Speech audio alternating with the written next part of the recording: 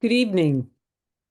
My name is Carmen Ross, and I'm a board member for the League of Women Voters of Saratoga County and your facilitator this evening. We have a panel of presenters from the League's study team on county government who are Anne Marie Pendergast, Francine Roger, Amy Smith, and Barb Thomas, as well as our guest, Jeffrey Wice from the New York Law School. This forum is being recorded.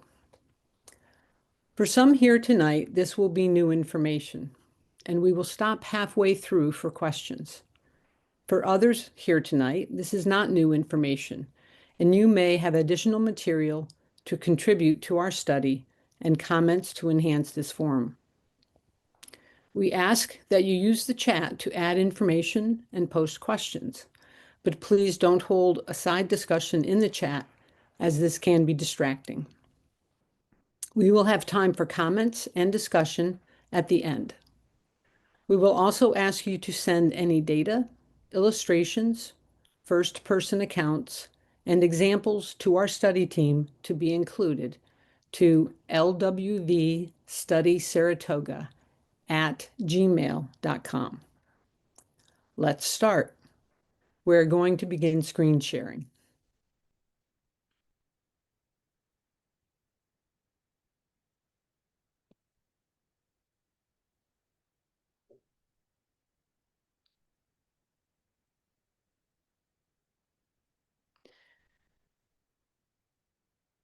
The League of Women Voters of Saratoga County is undertaking a study entitled, "What type of county legislative body would best represent the people of Saratoga County?"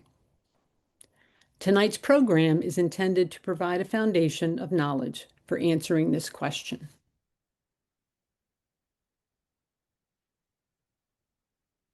I need the rationale for the study slide. Could we go back to that?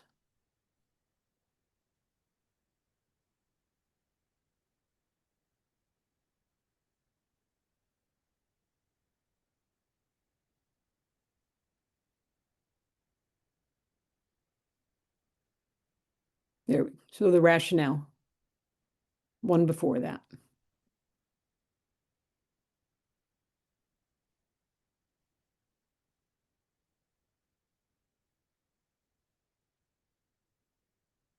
Thank you.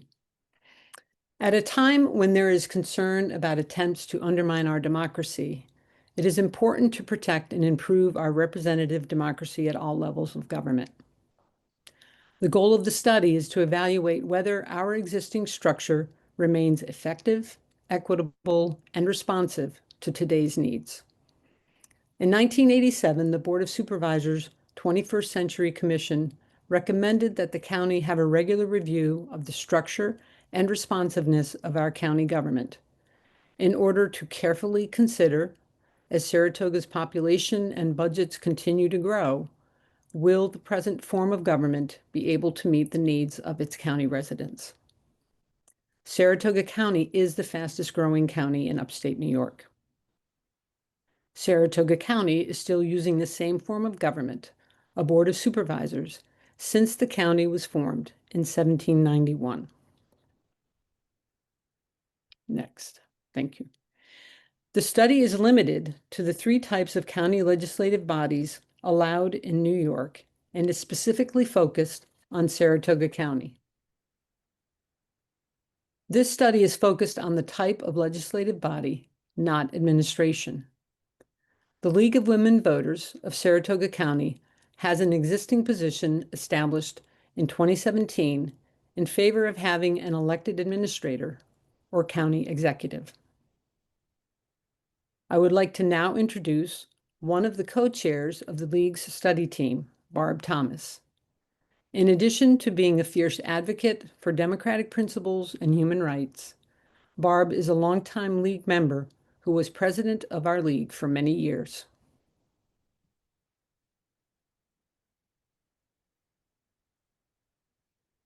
The three types of legislative bodies we are covering: the Board of Supervisors, the county legislature, or a county board of representatives, are all the same in that they are empowered to enact or repeal local laws and resolutions, make appropriations, levy taxes, and incur debt. They adopt an administrative code and adopt rules and regulations for their conduct and procedures. Next.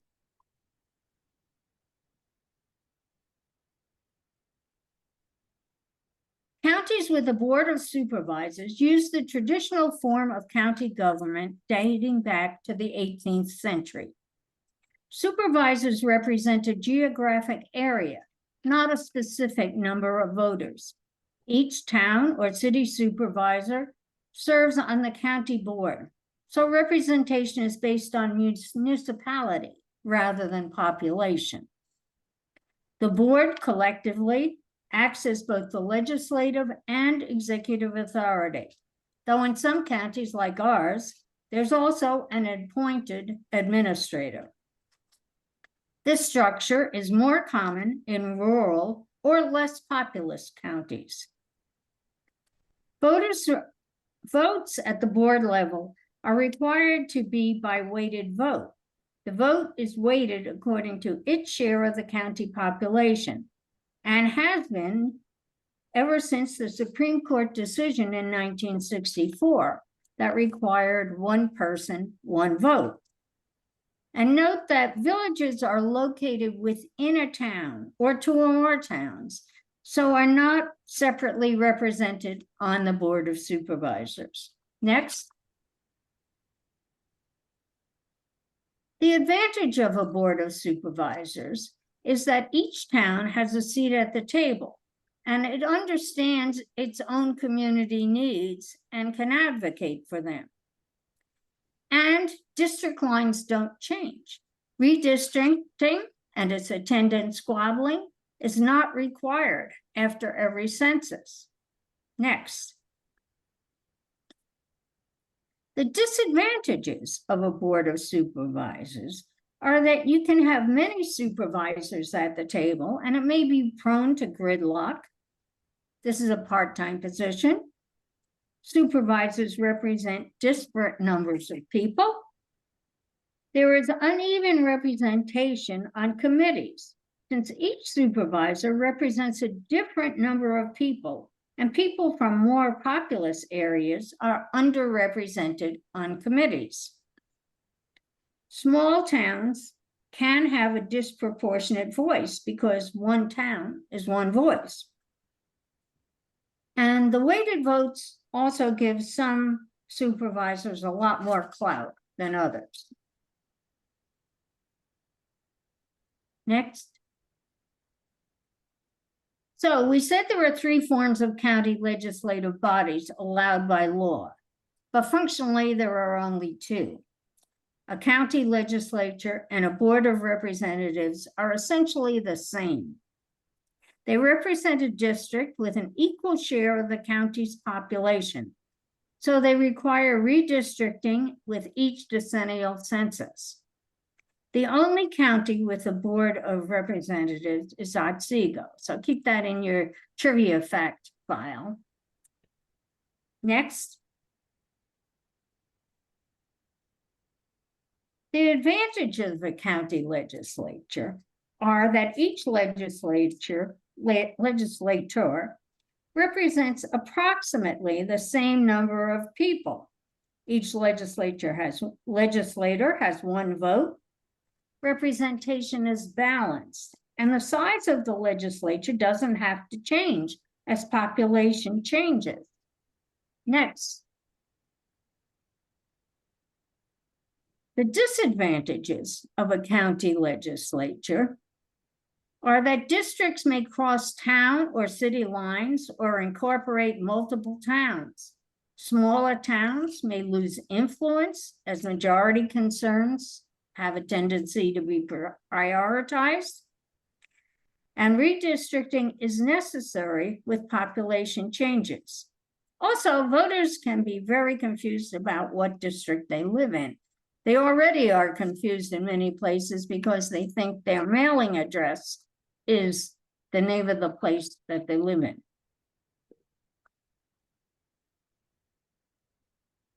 Now, I'd like to introduce Jeffrey Wice. Professor Wice has several decades of experience working in redistricting, voting rights, and census law. He is considered a national expert on redistricting and has passed counsel to several New York Assembly speakers and state Senate majority leaders. Professor Wice has assisted many state legislative leaders, members of Congress, other state and local government officials, and also the New York State League on the redistricting issue. He is the He is the distinguished adjunct professor and senior fellow of the New York Elections, Census, and Redistricting Institute at New York Law School. And he's going to tell us about the rules for representation affecting county legislatures and boards of supervisors and anything else he wants to tell us about. I now turn it over to Professor Wice. Okay, well, thank you. Thank you very much. I appreciate being with you this evening. I'll talk about a few different thematic topics on redistricting, the form of government, options, things you can be thinking about or planning. First off is that, let me just, if I can share my slides here, just a few sort of fact slides from the, let's see, we make some room here from the New York State Association of Counties. Let's see. Okay, so for just reference, 23 of New York's counties have adopted county charters. 18 have elected executives. 5 counties have charters with different kinds of administration, but there are 16 counties, one of which would be Saratoga, having boards of supervisors. 40 counties have county legislatures. And as we heard at Seago, 1 county has a board of representatives. The Supreme Court of the United States held back in the early 1970s, during the period where one person, one vote became the rule of law. And that essentially means that in a legislative body, each person's vote should be equal to every other person's vote.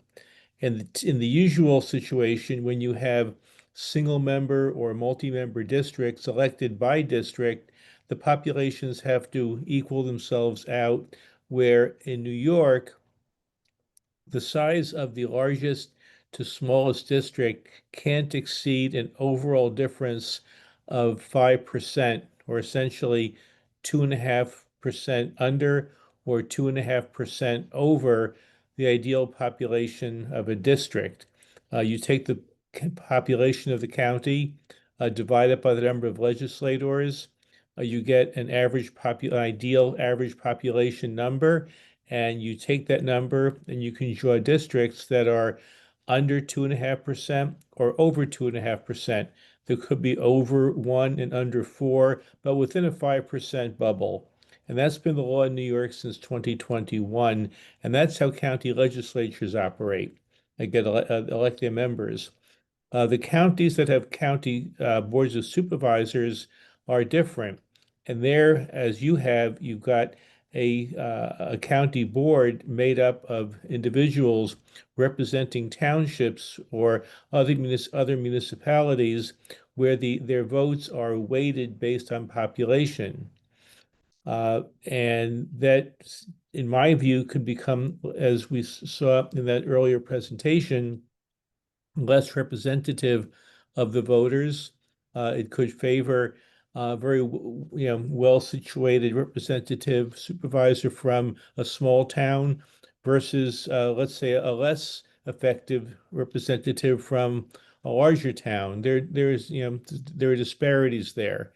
The trend in New York has been to go to single-member districts and county legislatures.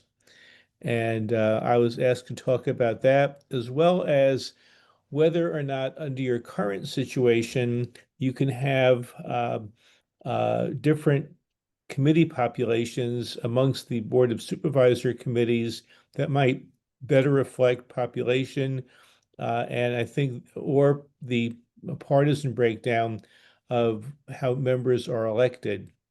And there's nothing, it's very simple to tell you that there's no bar to doing anything creative in terms of um, proportional representation based on party or population.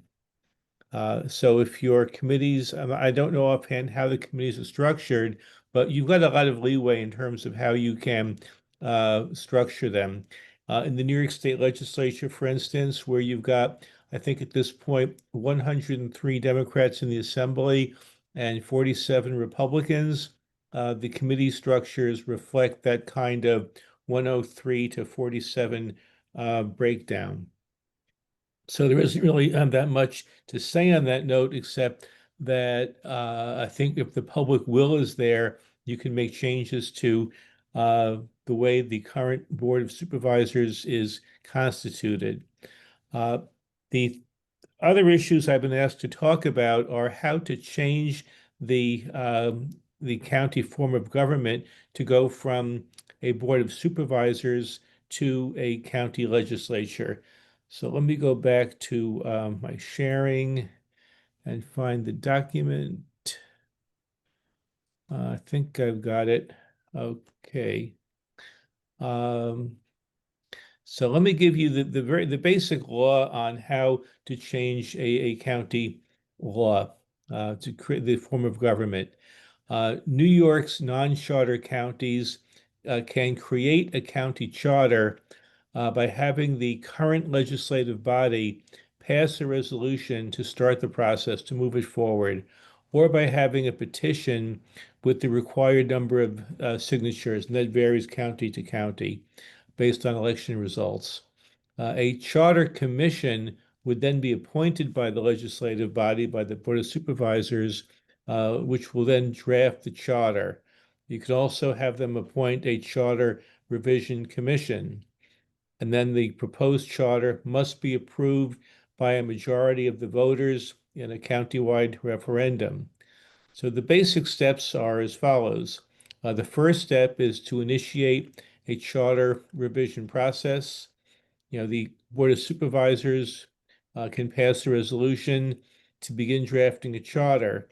You can also have the voter petition signed by a percentage of voters based on the last gubernatorial election numbers in the county, and then force the board to establish a charter commission or to submit the question of creating one to the voters.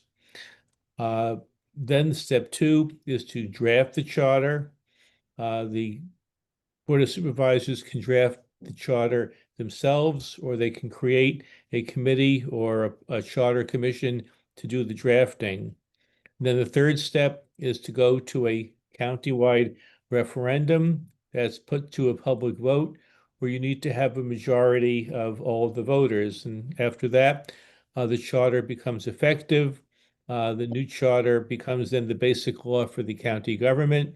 The charter can establish the structure of the county government, provide for an elected county executive, and define the powers of duties of the officials.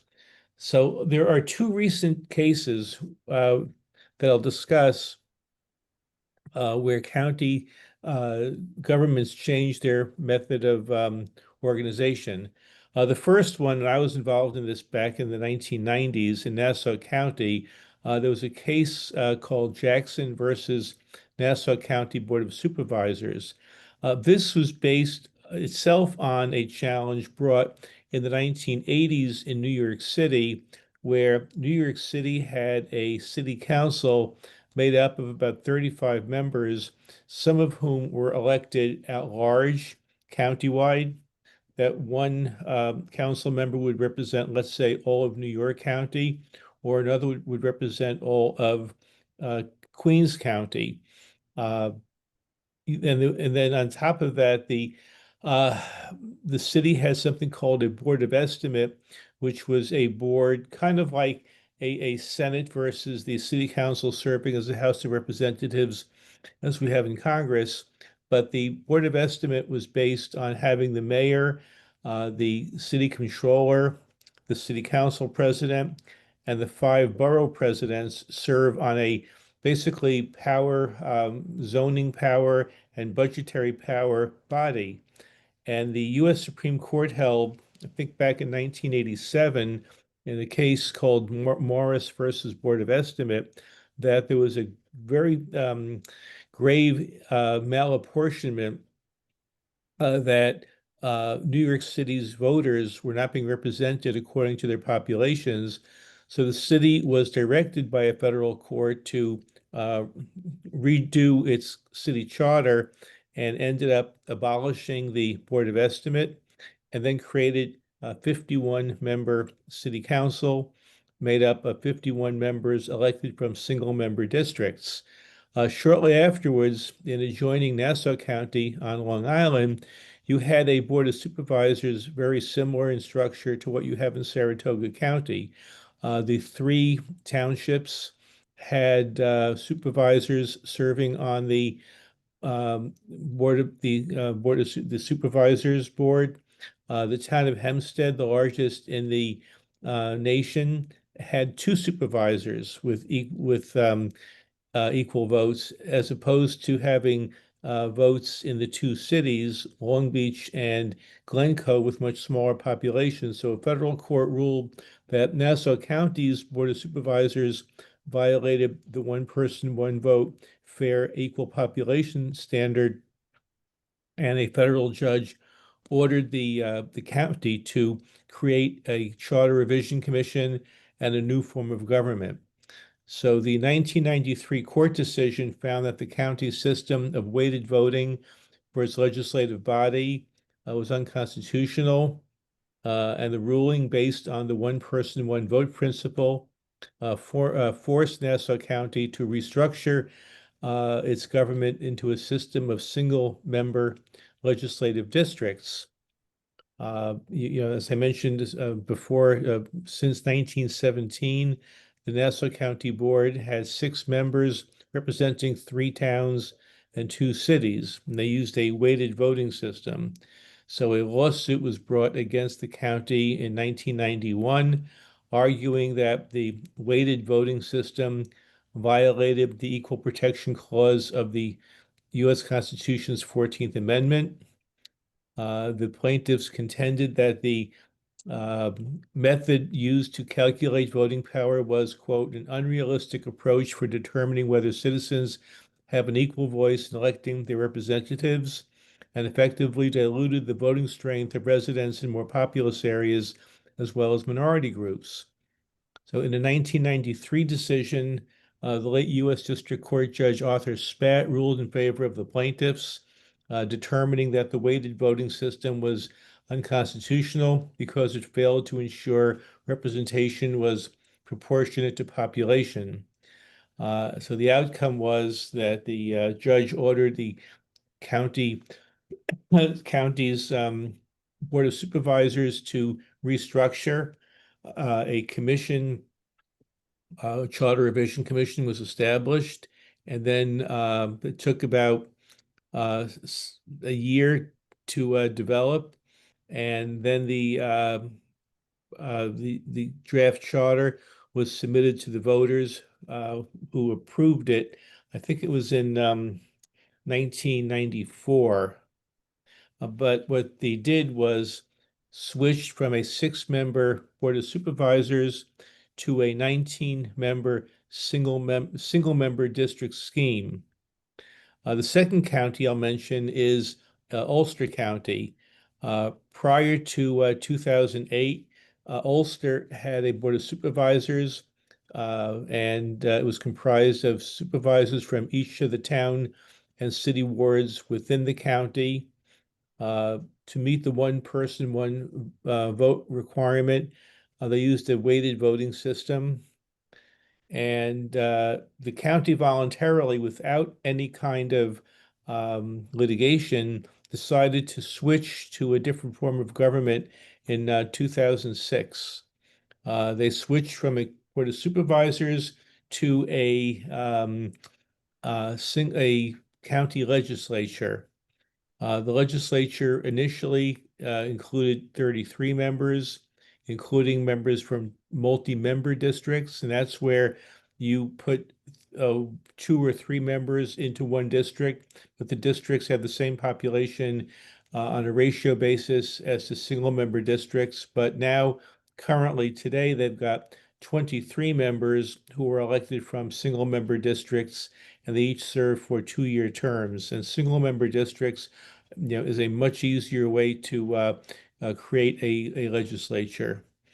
Also in Ulster County, an independent charter revision commission comprised of 11 appointed members is convened at least once every 10 years to review the charter and recommend potential changes. The most recent commission was formed in 2022 to continue this process. So in Ulster County now, you've got an elected county executive who is the chief administrator, appoints the department heads with county legislative approval, creates the budget, and approves local laws. You've got a regular citizen-led review for potential revision of the charter. And you see basically a more modern, balanced government structure with a dedicated executive branch and a more professionalized, fairly apportioned county legislature that moves away from the more decentralized and potentially unbalanced Board of Supervisors model. Now, I'll mention something else that might or might not apply in Saratoga County, depending on the way you want to go. Saratoga County has approximately an 85 to 87% majority white population, I think according to the 2020 census. In 2022, the state legislature enacted the John R. Lewis New York State Voting Rights Act. And the Voting Rights Act essentially provides a method where if there are small minority communities that are unable to elect preferred candidates to office, the minority groups or an organization can ask the county government, or let's say you go to a county legislative scheme to create a district or a scheme of single-member districts that would enable the minority community to elect a preferred candidate. Earlier today, the State Court of Appeals in Albany rejected a challenge to that law filed by the town of Newburgh in Orange County. What happened there was that Newburgh, along with other small townships across the state, there are 3 court cases now based on the State Voting Rights Act. One is in the town of Cheektowaga in Erie County. The second, the court ruling today from Newburgh, the town of Newburgh in Orange County, and there's a case pending in the town of Mount Pleasant in Westchester County. In each of these 3 situations, the towns of about 30,000 people each have 5-member at-large town boards. And that prohibits the minority Hispanic voters, who consist of about 20% of the city, from being able to elect a preferred candidate. And the process is one where the minority voters can ask the town or the city or the county to change the law. They can go through a negotiation process, but if that fails, they can file a court case in state Supreme Court. And that's essentially what's happened in each of these 3 townships since the state law was enacted 3 years ago. But today, the State Court of Appeals upheld the law because it ruled that the townships cannot sue the state of New York. The challenge did not get to the merits of whether the law was constitutional or not under the federal constitution. But the reason I mention it is that if you decide to try to opt for, let's say, a county legislature, what you'll do is take the county population, divide it by the number of members you want to have serve, and you can determine based on your minority population if, let's say, 1 or 2 districts can be created, which would elect the preferred candidate of the Black or Hispanic communities that you've got, which would total, I guess, about 15%. And under the state law, there's no minimum floor requirement as to how many minority residents have to live in the district. Unlike federal law, when you bring a federal Voting Rights Act lawsuit, you have to demonstrate that you can draw a district that has 50% or more Black or Hispanic voters living in the district. But under the New York law, it's much easier. So it's just an option to be aware of that if, let's say, you try to create a 20-member county legislature, there's a good chance that that would enable the election of one or two minority preferred candidates. And I say preferred candidates, there's no requirement under federal or state law that a minority district elect a minority candidate, simply a minority preferred candidate. So a majority Black community can easily elect, if it wants to, a white candidate. So that's just an option to think about.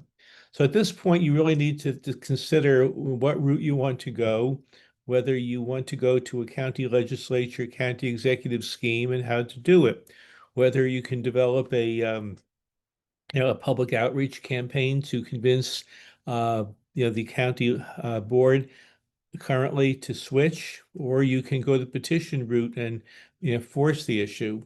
So you've got options, and I'd be glad to work with you over a period of time to go more in depth on what your populations look like, what the weighted voting system looks like now, what options you might have.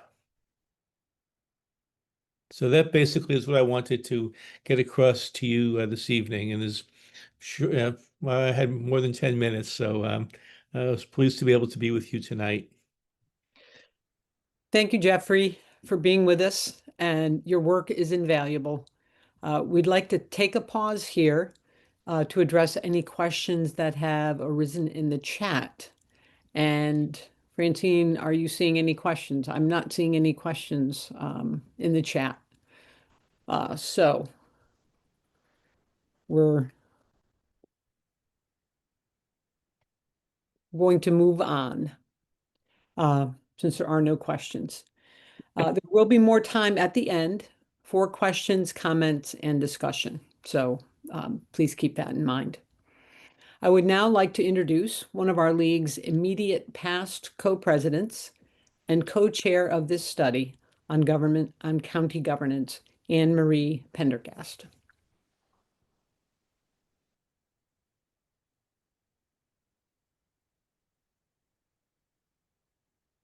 Thank you, Carmen. Hello, everyone. Now we're going to shift to speaking specifically about the county of government in Saratoga County, which is the Board of Supervisors. And I know Professor Wice kind of jumped ahead, but we think it's important I know people have different levels of understanding who are here tonight. So we want to make sure everyone is knowledgeable about what's currently the government in Saratoga County and how it operates. So we have a Board of Supervisors, which was the first type of government that Barb talked about. And this was the form of government put into place when the county was established in 1791. This graphic shows data from the New York State Association of Counties report in 2023, and it's based on 2020 census data. This list shows the largest counties in New York and highlights Saratoga County here as the 11th largest outside of New York City. And it's still the only one still using Board of Supervisors. We are listed here above our neighboring counties, Rensselaer and Schenectady County, which both use a legislature. But I point that out because many don't realize that we are actually more populous than those two counties. And this graphic shows a list of all the counties that still retain a Board of Supervisors as the legislative body in their county. And you can see here, it's clear that Saratoga County is the largest county by far, still with a Board of Supervisors, more than double the next largest county on this list. So if we look at Saratoga County, we have 19 towns, 2 cities, Saratoga Springs and Mechanicville, and 9 villages. But as Barb pointed out, the villages are located within a town or in 2 or more towns or city, so they're not separately represented in our Board of Supervisors. And here's a list of the current and elected to be supervisors in Saratoga County. So if you live in Saratoga County, these are your elected county officials. Those in brackets are the newly elected supervisors. We invited all the current and incoming supervisors to participate tonight, and I want to recognize and thank the supervisors and supervisor electees who have joined us this evening. Thank you for coming. There's basically 2 kinds of supervisors in our board. First is town supervisors who are elected by their town and chair their town board. So they represent their town on the Board of Supervisors. The town supervisors are doing 2 jobs, one as their lead elected official in the town and the other one on the County Board of Supervisors. They're separate but related roles. We say they wear 2 hats because they're doing 2 roles. The supervisors from cities, Mechanicville and Saratoga Springs, are elected by the voters in their city, and they represent their city on the Board of Supervisors. And in Clifton Park, actually we say Clifton Park has 1 supervisor who serves both in the town and county role. 1 supervisor for the town role that just does that, and the other supervisor does both town and county roles. So Clifton Park has a supervisor who has 1 hat and a supervisor that wears 2 hats.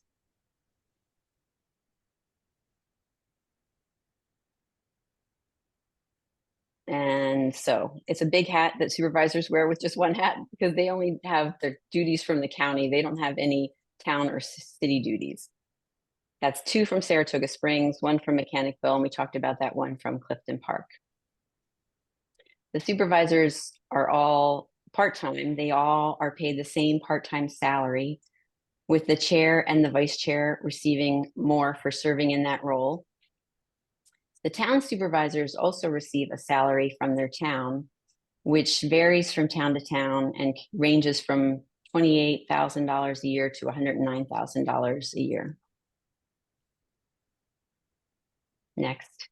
And the chair of the Board of Supervisors serves a 1-year term. They are elected by the full board, and they appoint the county administrator and the department heads, except for those that are directly elected by the public, and the committee chairs and members. So both the committee chairs and members. Those department heads that are elected by the public are the ones on your ballot: county clerk, coroner, sheriff, treasurer, and the district attorney. Okay, so now I'd like to introduce Francine Roger. She's a longtime league leader and one of the founders of our league, actually, and a pioneer in electronic resources for voters like Vote 411, which I hope you've all heard of. She's going to talk about the way our voting works on the Board of Supervisors in Saratoga County. Thank you. Supervisors have, as we discussed, a weighted voting system based on the Supreme Court decision in 1965 that we have heard about earlier tonight. Next slide. When the Saratoga County Board first moved to weighted voting in 1968, they decided that towns and cities with over 12,000 residents could have a second supervisor. That included the city of Saratoga Springs and Clifton Park. It didn't change the weighted voting, but it did change the representation on committees, because Saratoga Springs and Clifton Park had 2 people who could serve on committees instead of 1. That 12,000 threshold has been raised over time. When the town of Milton exceeded 12,000, they raised the threshold to 18,000. And it is now up to 27,500. If the number of supervisors grew with the population, there would be quite a few additional members. This would have made for a more unwieldy board, but would have had more fairly represented the population on the committee level. 8 municipalities now exceed 12,000 residents. Ballston, Half Moon, Malta, Milton, Moreau, and Wilton are really underrepresented on the committees. Next slide. Here's a list of the county supervisors and votes by population. As you can see, our smallest town is Jay with 819 people.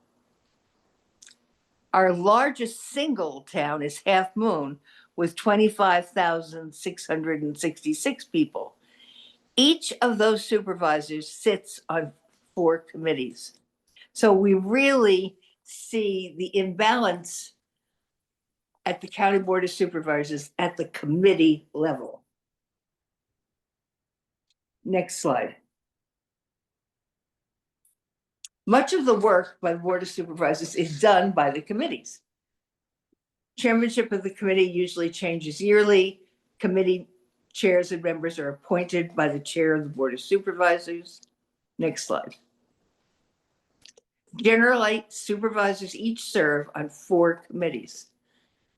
That, remember, that's Day with 870 people on 4 committees and Half Moon with 25,000 on 4 committees. The committees usually meet once a month. The meetings are held during the day and the meetings are open to the public. Next slide.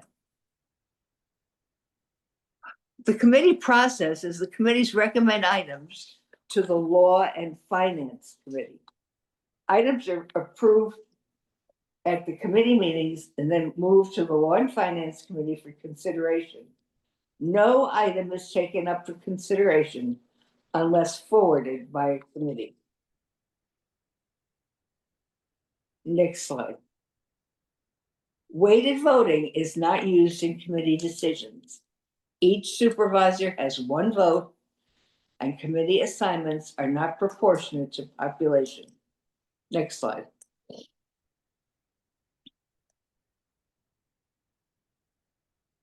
Next slide. Here's a list of the committees with members by town, and you can look at them. We have 10 committees, and some of them have a lot of people on them, and some of them only have 4 people on them. It's kind of hard to see this one. Let's go to the next one. Here's a list of the towns with their population and the number of committees their supervisor serves on. You can see the Day serves on 3, Providence serves on 2, but Charlton serves on 5, and they are some of the smallest towns in the county. Next slide.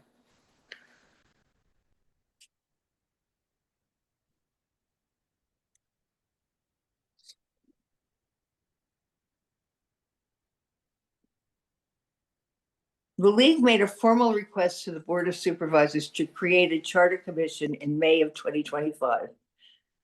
The Board of Supervisors had 3 months to respond, and they did not. If they do not form a charter commission, a petition drive is the next step.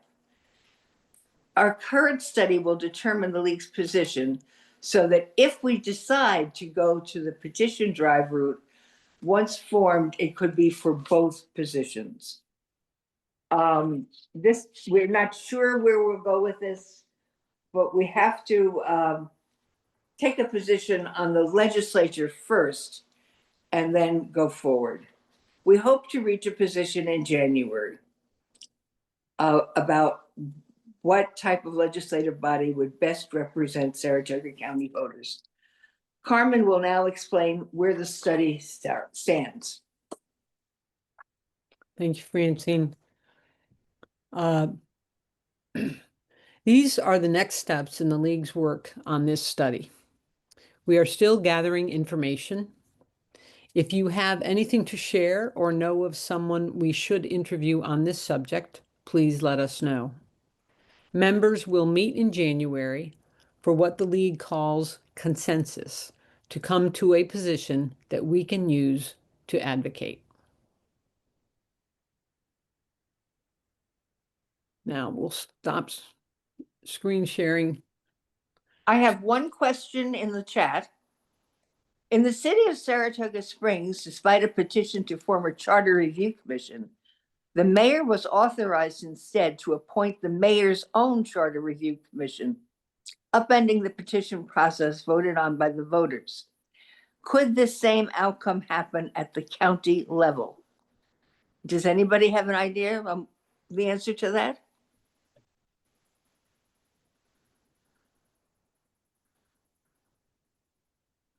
Nobody knows. Well, we'll have to find out. I'm not sure there was a current petition by the voters to have a charter review commission. We were advocating for it on the city council in Saratoga Springs. And at that point, the Democrats had a majority and I was working on getting something up and running. And then the mayor decided that he was going to sort of append that and do his own thing because he didn't want us to do it. So I think that's a little bit of that. Thank you. I have a question. One of, as the new supervisor-elect, one of the, I guess, feedbacks that I may get, right, is we are one of the most successful counties in upstate New York. We are growing, our economy is growing, our taxes are low, and what they might argue is that things are working. So why change something that's working? And what would you answer to that? Well, that's a difficult question to answer. And there are some people that might say it's not working. It's working for some, it's not working for everybody. One of the things is we have a population of about 230,000. And if we had the same number of legislators that we have supervisors, which would be 23, each supervisor would represent 10,000 people. Now, that would mean that Clifton Park would have about 4, and Saratoga would have maybe 2.5. But Day and a whole bunch of other towns would all join together to come up with the 10,000. So it's really a question of how much representation does each citizen have on the board. I don't know if anybody else wants to answer that. The question was how you draw the geographic lines, and it's very difficult to draw the lines. You try to, I think everybody believes you try to maintain existing municipal boundaries whenever you can, but that's not going to be possible. Yeah. If I could just add, it might be one thing where people are better off, they like the way things are working now. But if you do the right analysis of how people are represented and inequities on population disparities, one person, one vote is really a different standard. It's one person's vote equals another person's vote, regardless of whether you're happy or dissatisfied with government services. That people might be entirely happy with what they're getting, but it's not. You had a situation in going back to Tennessee where Baker v. Carr, you saw the slide came from. The districts in Tennessee hadn't been drawn since 1901. This case came down in 1962. You had 60 years of lines that were totally malapportioned, that Day versus Saratoga versus Clifton Park, that you had one small community having as much representation as a larger community that didn't have representation to the same degree. So I would try to separate out whether you're happy with services or not, as opposed to the constitutional guarantees of equal representation. That's what the concern ought to be. I'm from Nassau County originally.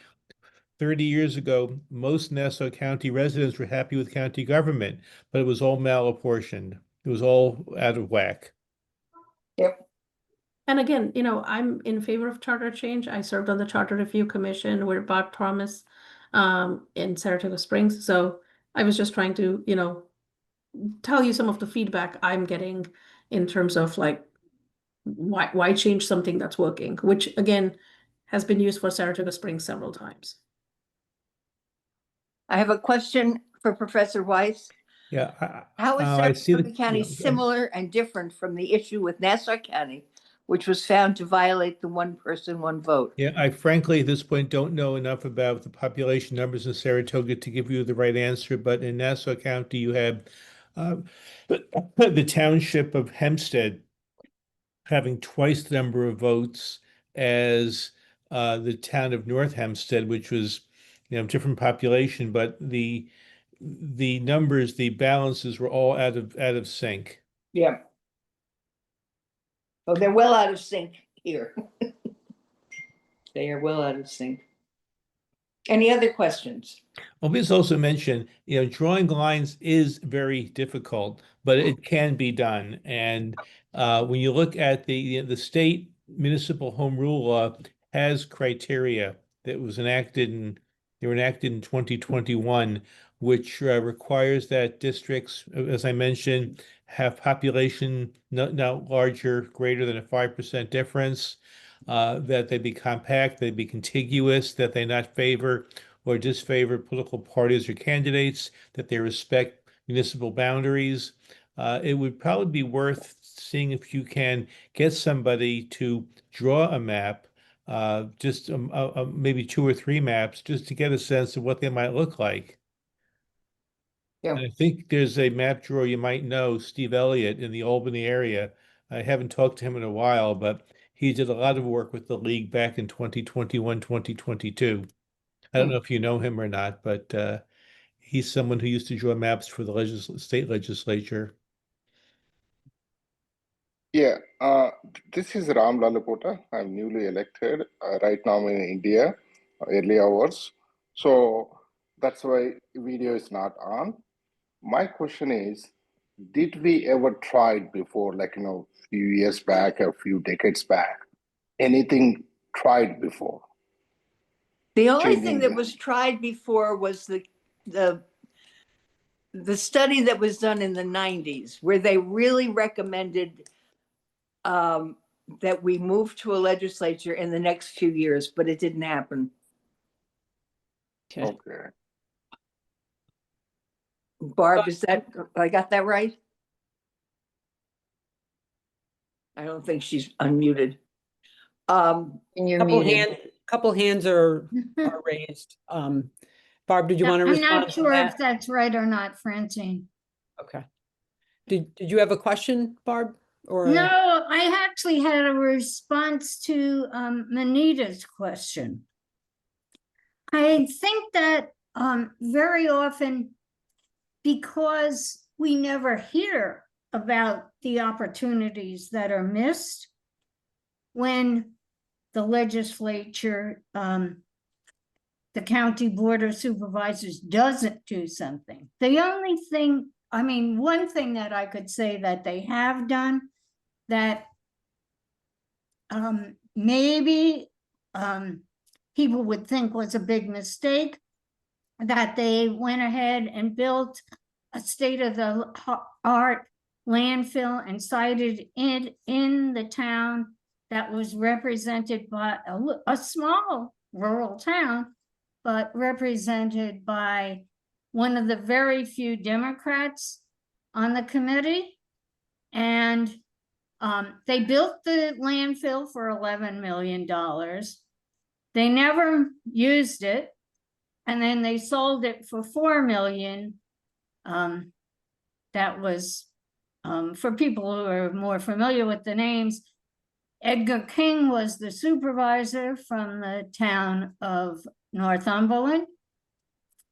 And it was Finch Paper that bought the landfill for $4 million. So that's one sort of thing. we know, because it's in the resolution where they changed the number of people the last time, that they changed the number of people that was required to get another supervisor, that the main reason they don't want to, they keep raising the threshold, is because the board feels that 23 supervisors is just really good, and they don't want to have more supervisors. So as Francine showed us, the representation on the town level changes a lot. Sorry, I talked an awful lot. And we have another hand up. Gordon Boyd, did you have a question or comment? You're mute. Okay, you're still muted.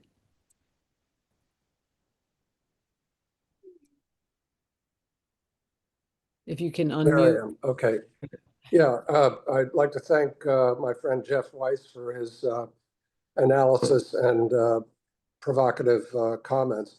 One thing that I think we've kind of glossed over a little bit is the fact that there are two levels of government here. And the town supervisors that serve on the county board of supervisors are running two different levels of government.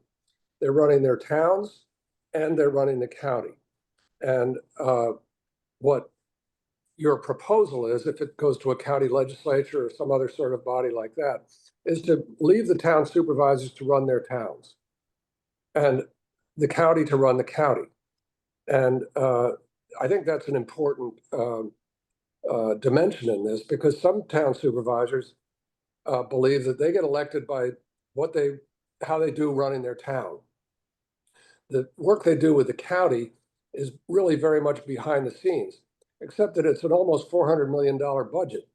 And it does things that may or may not be good for the whole county, but whatever they are, they're done in addition to by the same people who run their towns. In addition to the anecdote that Barb just mentioned about the county landfill, I would also point out that the county has not stepped up to the need in the county for a code blue homeless shelter. And that is a constitutional responsibility of the social services function of the county. It is not a requirement for the city of Saratoga Springs to provide a homeless shelter, even though the homeless people seem to congregate in Saratoga Springs. Another element that comes up, I think, in the budget every year is that the revenues that are gathered by the county from the sales tax are distributed out to all the towns. Most of the sales tax is collected at Exit 9, Exit 15, and in the city of Saratoga Springs. And the county gets all of that money, and then they use that to essentially allow the towns to go around and brag that they have no town tax. So we're subsidizing these small towns that arguably may be too small to continue to survive. But in any case, is that the responsibility of the taxpayers in Clifton Park and Saratoga Springs? Is it our responsibility to keep the town of Day going? I think that's a question that needs to be answered in the course of this. So, but thank you very much. This is an excellent presentation.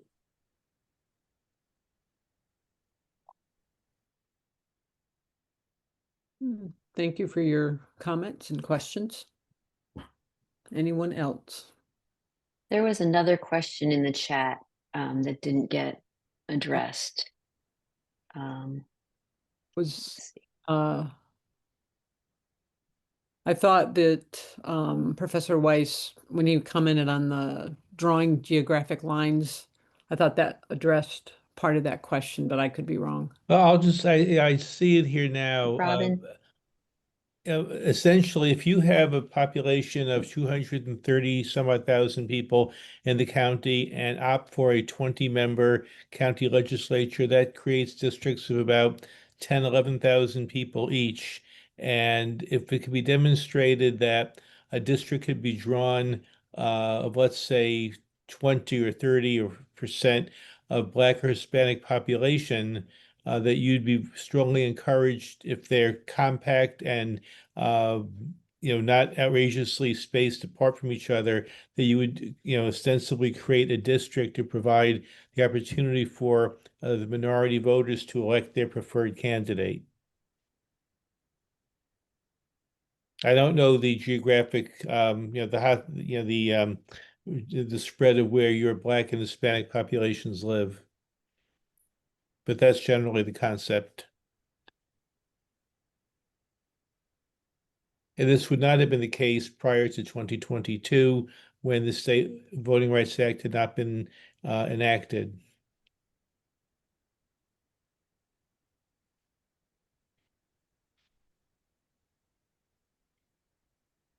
I'd just like to mention that if anybody has questions or things that they'd like to add to this study, we have the address that you can send things to. I can't find it right here, but it's, Anne Marie, can you read what it is? Or Could we put that in the chat? Was that the email address, Francine? yes. It was LWVSaratoga@gmail.com. Did I get that right? Yeah. Anne Marie? Okay. Thank you. That address is in the chat. So if there are any materials, data, illustrations, information that you think would be helpful for the group to receive in this study, please pass those along using that email address.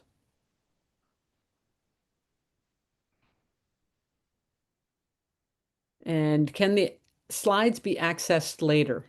Is that something that could be or would be accessible on the site, or Anne Marie? Yeah, we're going to post the slides on the League's website as well as the recording of tonight. So League members especially will be asked to watch it as we go to Consensus in January, but it'll be open to the public and we'll advertise it as such. Okay. I'm not seeing any other hands or any other questions. Is there anything else? Barb, Okay. Barb, did you Barb, want to did say? you? Yes, I did want to, I was wondering whether, and this would be probably a question for Jeff. Should charters say anything about how redistricting should be done? Like a chart, what Yeah. kind of charter commission, what kind of Yes, in a word. redistricting commission? Yeah. Yes, that's a great question, because too many jurisdictions just say that thou shalt redraw the lines every 10 years with no direction. You want to have a process that is transparent, that is inclusive, that involves public participation, that sets out criteria and a process, that you don't want to leave anything to the imagination, that you want to take the state criteria and possibly enhance them so that there's specific instruction. In other words, where the state law requires that districts be contiguous, that you have to go from one end of a district to another and not leave the district, you might want to say that a bridge or a ferry suffice for joining pieces of land across water from each other into one district.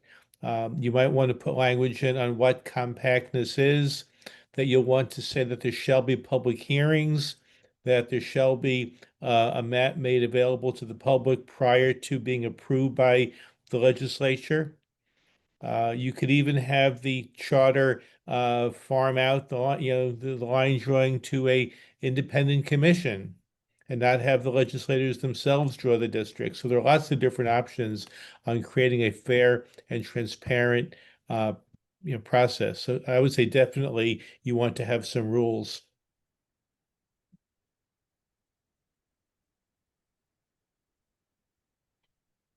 Okay, thank you very much. I did have one other question. Nobody else has a question. I was wondering if there's, since we know that, the current majority on the Board of Supervisors is not anxious to have a charter commission or to do any revisions to the county government. If you petitioned for a charter commission, is there, it looks to me when I look at that they have complete reign of who they put on a charter commission, so you don't have any, you could go to a lot of work to get them to be forced to create a commission, but then they can stack it the way they want. You'll want to make every effort to have balance, political parties. What you could suggest is that there be representation by good government groups to give the league a seat at the table. You can request of them a membership scheme, that there be the proper number of political party representatives. You might want to have included representation from any minority group organizations in the county, good government groups. I mean, there's some language you can develop and play with. Then use the media to really drive that home, not to let them simply put themselves on a commission, which would otherwise be the case.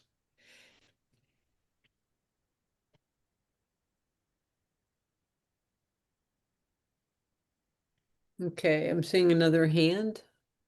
Anne? No. Yeah, thank you.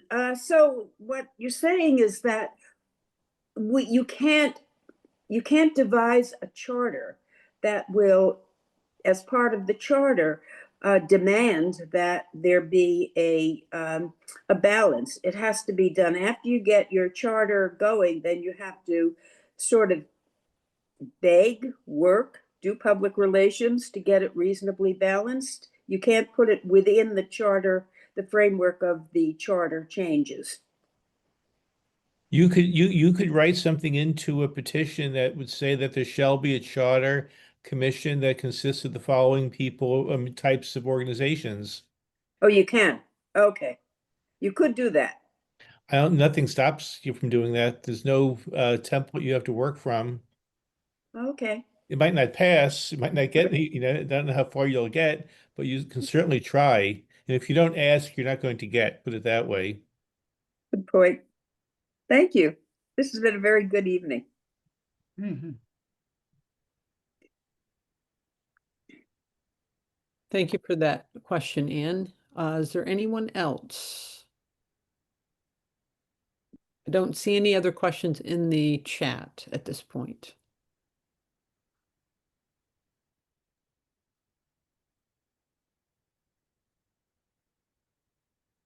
And your hand, is that the same question, or I just want to make sure that it doesn't, I'm not ignoring if you have a second question or something? Another comment. Okay. Well, this very informative, and very much appreciate the time taken to be here and be part of this. Anne Marie, did you want to? I just wanted to say thank you to Professor Wice for being here and everyone for participating. I think it's great to see how many people are interested in county government and what's possible for our county. Yeah, well, thank you. I've got a lot more, if you'd like more help, I'll be delighted to assist, but I have a lot of questions that I want to ask myself so I can get to the next step. Great information shared. We will be in touch. Yeah, thank you so much. Thank you. Yes, I mean, thank you. You're such an expert. It really is helpful. Very helpful. Mm-hmm. Thank you all for being here. Okay. Thank you. Thank Thank you, you. guys. Good night. Good night. Good night. Bye.